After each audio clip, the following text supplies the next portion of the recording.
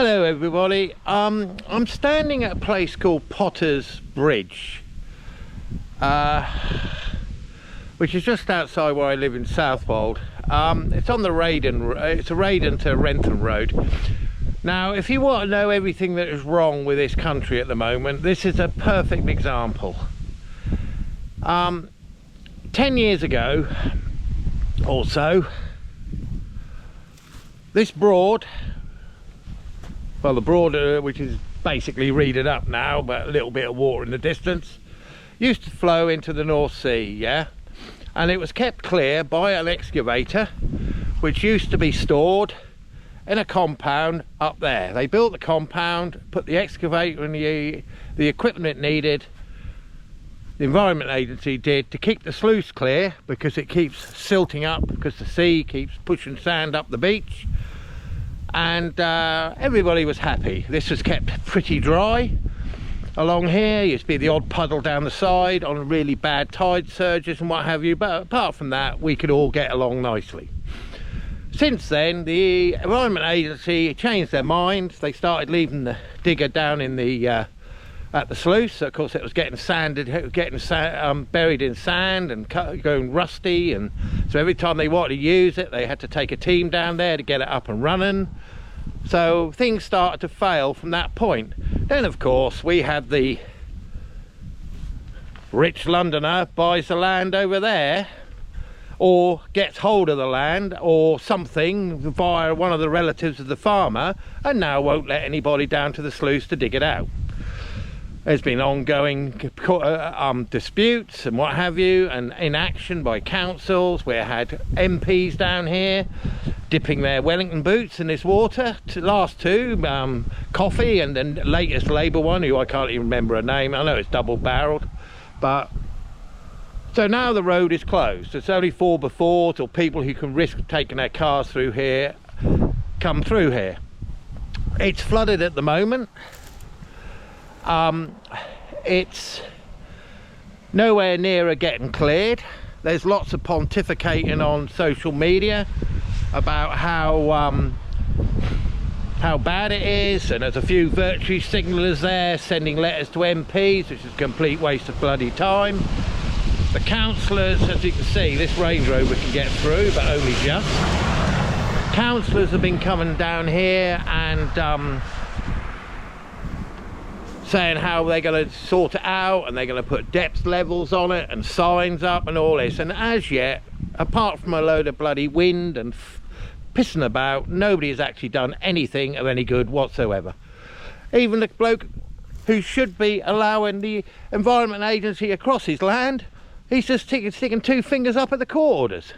He's saying he's going to keep it clear, but they charged him £1,000 or whatever it is, allegedly, what I've seen on the local social media sites, for the privilege of keeping the sluice clear, which really isn't up to him. It's really up to him to allow access for the Environment Agency to get down there and clear there. Now the latest thing is, now we got Natural England on their case, saying that they're affecting this Broad here because it's changing the habitat for bitterns and the like. Well, Jesus wept, is this going to get any worse? I mean, it's a simple problem. 10 years ago, I was told by a local councillor that to raise this road by 1 metre, which would make it basically flood-proof till 2080, allowing for sea level rise, which I dispute, because I personally feel as though the models are wrong, because I haven't seen any evidence of it yet.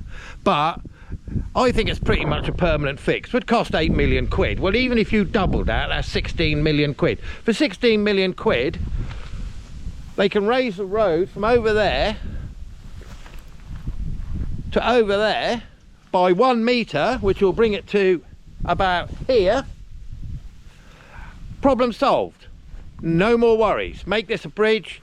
It can do what it likes down the sea end. Eventually, when we get a storm, it naturally clears anyway, because the amount of water in here gets to the point where it pushes it out, or the sea will break the sandbank. So yeah, there is a solution. I personally think they'll never do it. We've now got Labour in. It's a Labour MP. I mean, she's a young woman. I mean, she's full of virtue signalling and, oh, aren't I marvellous, I'm a new MP, yes, I'll sort it. She ain't even looked at it yet. There's no way in a million years in the next 5 years that anything will be done with this place. We've got local elections coming up next May, and you can guarantee that the Reform councillors or whoever come in, they got such a shit and mess to clear up with the state of the bins at the moment, the lack of liquor picking, the road conditions, things like this will be roiled down that thing. So there is no foreseeable solution to this road. So they can spout off all they like, they can say what they like, they can have as many petitions as they like. I know they know who they are. Keep putting stuff on Facebook all the time. It's a total waste of fucking time, energy and effort. We're better off trying to sort out the problem in Wangford, where all the traffic is now going, where there's cars parked down the side of Norfolk Road, and it's just chaos down there at the moment and getting out. So maybe it might be an idea to create some temporary traffic system through Wangford to try and relieve the shit and crap that these poor buggers in Wangford are getting at the moment, and stop digging up bloody Halesworth Road outside St Felix and putting massive great sets of traffic lights up so that only one route out of the town is actually working properly. So we'll leave it to you lot, to the powers that be, but I'm pretty sure, I might sound a bit pessimistic and a bit of a downer here, and I'm looked at as a bit of a anti-person because every time anybody puts anything on, I've always got some reply which they probably don't like. But the truth of the matter is, fuck all's happening here, fuck all will happen here, and until somebody actually comes up with some cash and actually a sensible solution to this, nothing ever will happen. And putting a few signs up and putting an LED depth counter, which nobody can understand, because who's going to know what 4 feet over normal level means? Nobody, only the people who put the fucking signs up. Here, I got a van coming through here now. I mean, there are a few people coming through here, but really, you know, it's just, hiya mate. He'll be alright until he gets a load of water going in his air filter and he locks it up, you know. Bloody hell, man, go for it. Is he going to get through?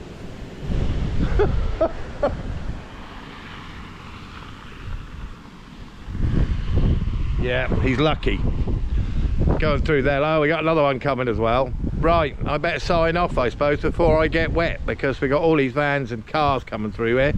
Officially, this road is meant to be closed, but at the moment, down there, there's a depth marker. It's set on 8. What 8 means, got no idea. I gather 8 means this road is flooded, but we'll see.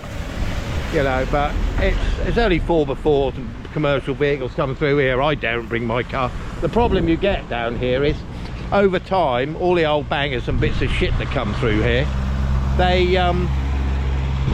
deposit the under trays from their engines and other various bits and pieces. So when you actually do go through the water, people are getting punctures. So it's not even worth the risk now.